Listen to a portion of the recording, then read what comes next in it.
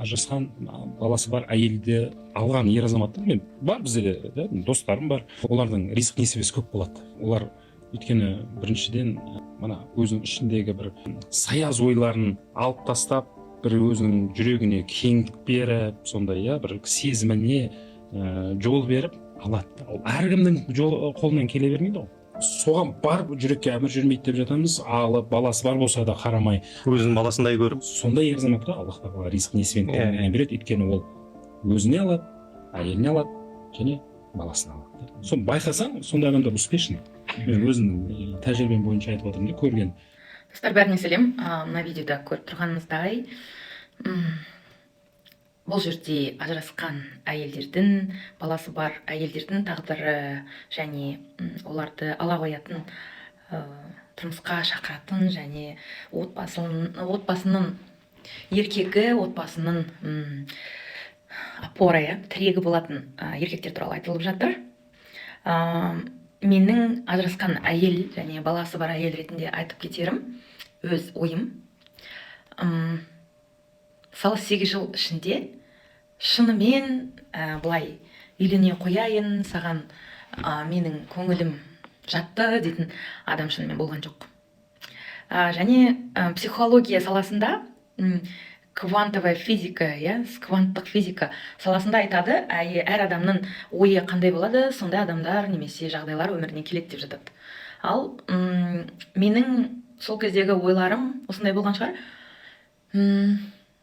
Өз балаларымды өсіруім керек, олардың әкелері бар, әкелермен байланысты құруым керек, маған сол маңыздырақ болды. Ал өзім тұрмысқа шығып кететіндей сондай қатты бір арман тілек болмаған шығар сол кезде.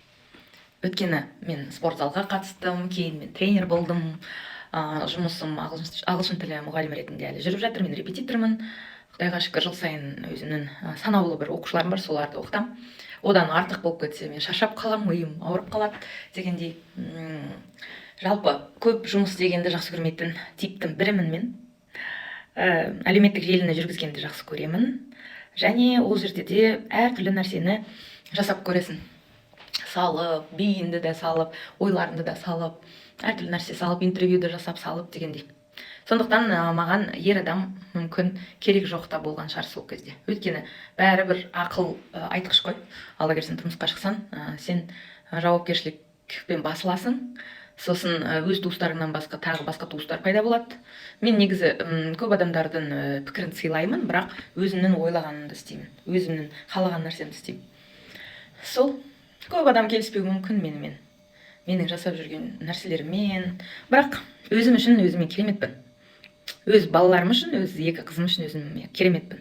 Сондықтан егер әйелдер тұрмысқа шықпай жатса, егер әйелдер сондай бір үйлене қоятын еркекті өз өміріне тартпаса, ол өзінің жолын іздеп жатыр деген сөз, әлі тұрмысқа дайын емес. Ал негізінде ер адамды, кез келген басы бос ер адамды өзінің жүрегіне баурап алуға болады. Оған мықты стратегия керек.